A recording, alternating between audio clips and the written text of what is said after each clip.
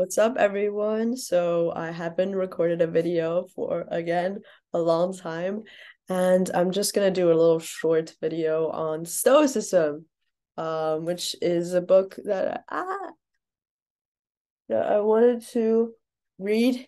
So I requested in our library. It took a long time for it to get me, but anyways, I'm just gonna read a little bit of the notes since I'm returning it today.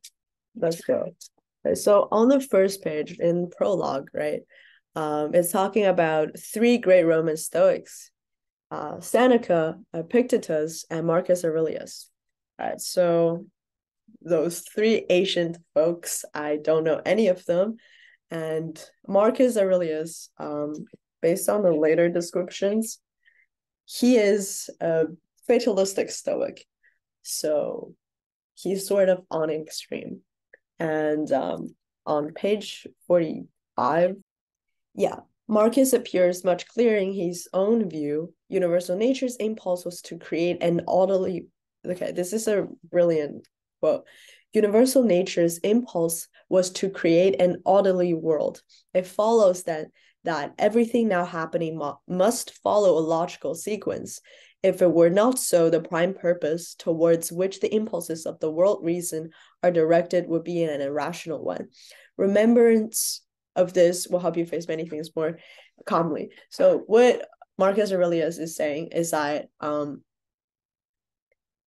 there is ultimately a fate to your life because that's just how the universe functions, because there is going to be order and there is going to be like logic in terms of what follows what. It's not fatalistic in a sense where it's like there's nothing you can do about it or you can do about your life, but it's more like it's just logical how one thing reasonably leads to another thing. So if you have A, for example, then there are just certain amount of like results that can happen followed by A, and which is B, C, or D. If you want to argue that's fatalistic, that's what Marcus Aurelius is saying here. Also, that's the first thing. And let's see what my next quote is. Okay, so Stoic, being virtuous. This is sort of like an important definition of what Stoicism is that one the only good thing, like the only positive thing in life, it's not wealth or fame or anything neutral, speaking by the Stoics, but the only thing good is virtue, so good character. And what defines virtue? Four things: wise, being wise, just, courageous, and moderate. So these are the four traits that make up of being virtuous. Something along the line they talk about happiness. I might do another video on happiness because I feel like that's a really interesting topic, and I've been talking about that with someone special, about like how you define happiness. And there's a word in philosophy called eudaimonia, and I might do like a separate video on it because I do think that's a really important concept to explore. And on the next page is a really interesting concept again. It's talking about whether humans are inherently evil or good. First of all, I have to say that I don't think humans are inherently evil or good. I feel like humans are evil is not like an adjective that is so absolute, like someone is evil or not. In my opinion, it's more like a spectrum. So you look at evilness and you can inspire that evilness because of some experience you had in your life. And when you're experiencing something good, usually your evilness is like deep down, but it's something. It's like a noun that is buried inside you that can be embarked because of something that happened to you. That's just my opinion, right? So let's see what it says. This book says. According to the Stoics, a good happy life is one that is in harmony with nature. So it's talking about like nature as well, which is really good thing. In my opinion, I completely agree with it. I completely agree with it. I always get my energy from the nature, and it's not asking for anything in return. You just absorb the energy, and that is genuinely the best thing in the world. So spend time in nature. If future Katie, you're watching this. We'll come back to this idea a number of times in the chapters that follow. For now, we can say that involves both the thought that we should live harmoniously with the external natural world, nature with a capital N, and in harmony with our own human nature.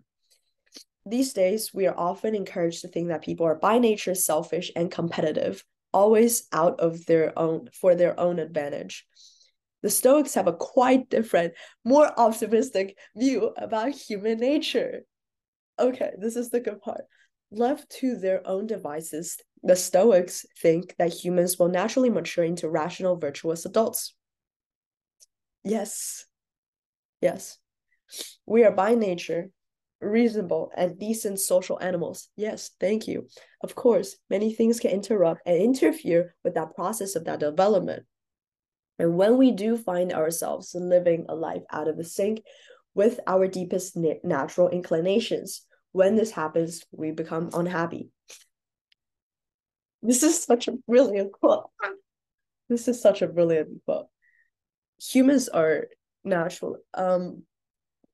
Okay, so there is a problem with inherent being like inherently evil or inherently kind, because I don't really agree with that. I do think that there might be like genetic related to being evil or kind, but I think that compares to the gene, like the biological aspect is more like pure luck of what family you're born into and what kind of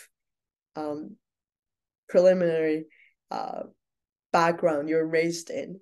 And I think that's what matters the most, especially around like the age of 6 to say 14, or like even when you're a baby, you get what I mean.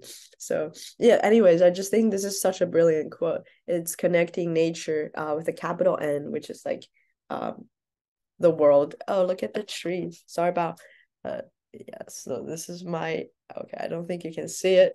I'm in my room, I'm flying today, and this is probably the last time that I see those trees outside those windows, and it always makes me just happy, just so happy. Anyways, it connects nature with the big nature with human nature. Sorry, I've been sick a little bit. Um, and it's talking about like humans are the process of maturing to a kind adult, virtuous adult is like the natural process. And I do agree with that. I do agree with that optimistic view. I think humans are inherently, like not inherently, but like biologically driven, selfish in terms of getting resources in order to survive, because it just makes sense that you feed yourself first before you think about somebody else. Anyways, but I don't think that makes human evil.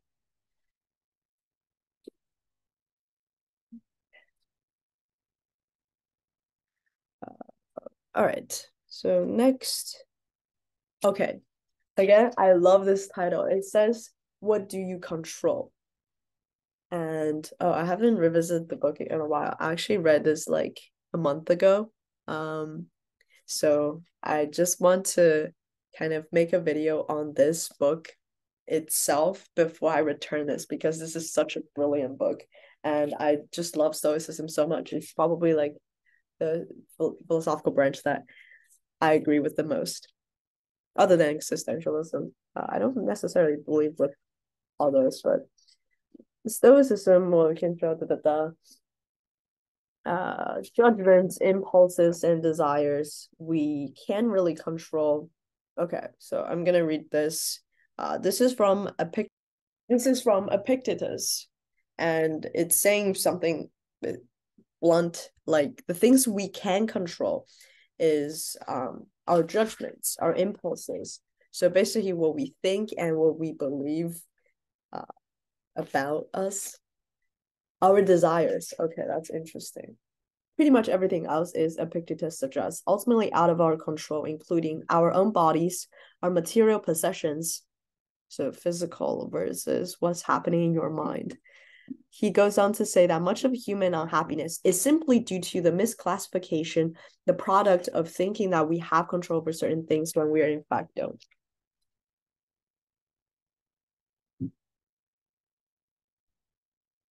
And I think it's also talking about whether emotions are within our control. Obviously not one single emotion comes out of the blue, right? Every emotion is valuable. Every emotion is valuable because it happens because of a reason. And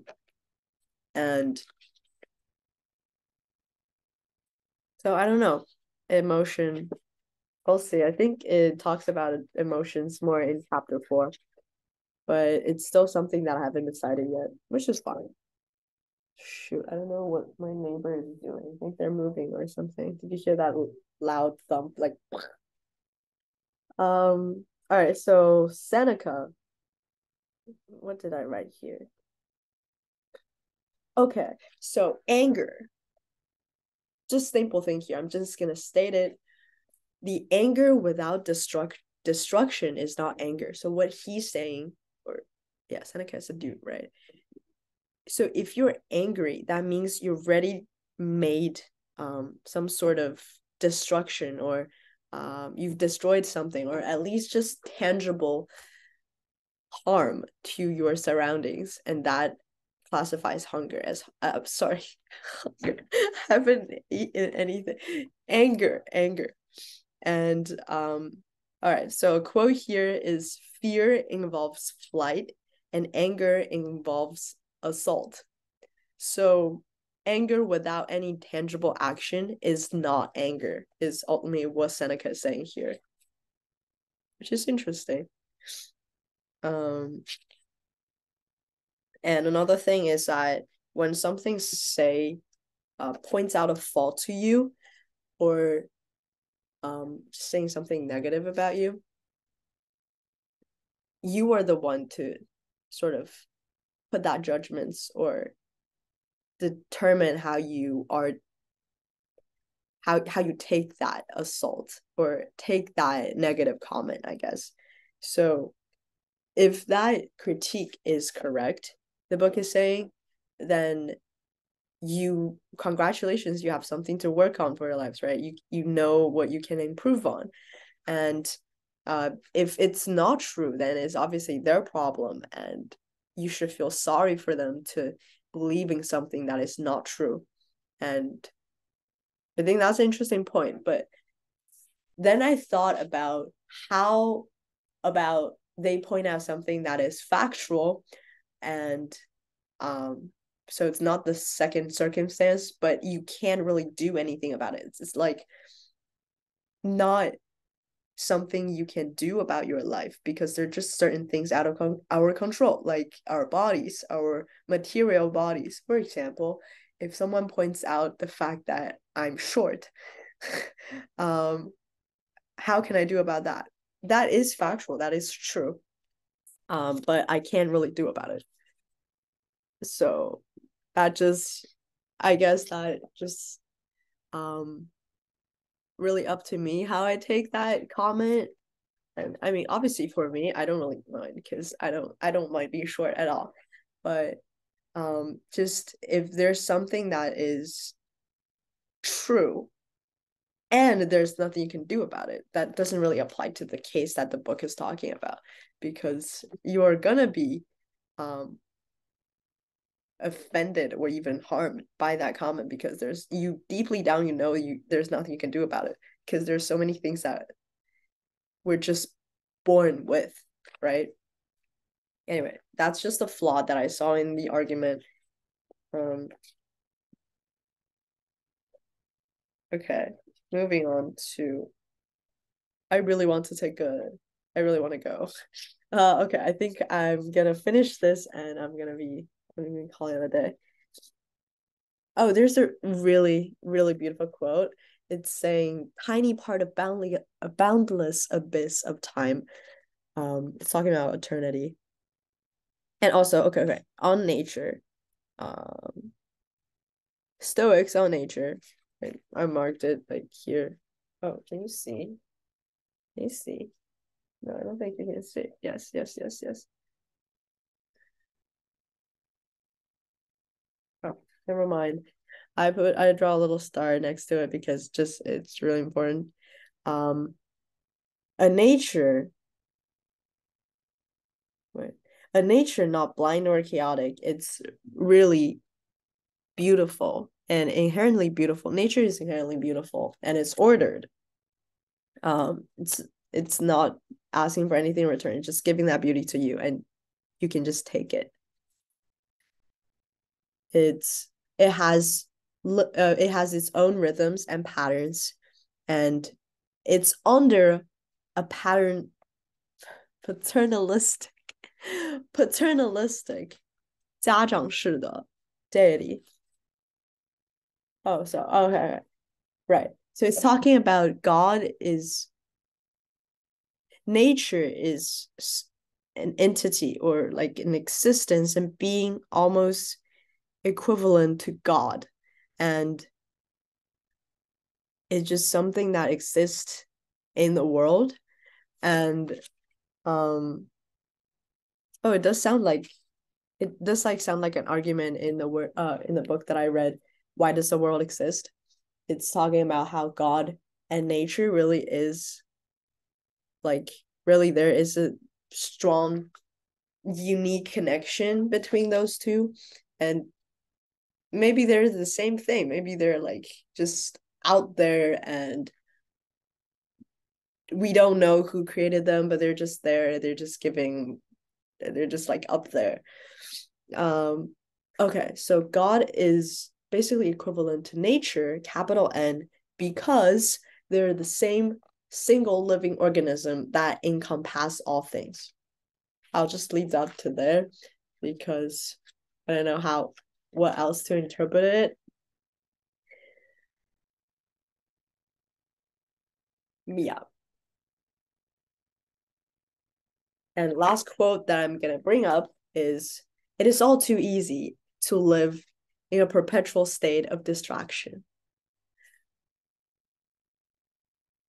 I just love this book so much. Anyways, thanks for listening to me roasting myself and saying some random things.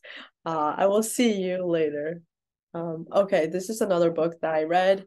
I posted a video as well. This is by Chekhov, the dude who wrote Man in a Case. And I really enjoyed He's About Love. It's like a short story. It's like a really cute little book. And so these two, and then Wuthering Heights. Unfortunately, I did not get to finish this during final season, and I might return this. So, thank you for listening to my rant, and I will see you later. Bye.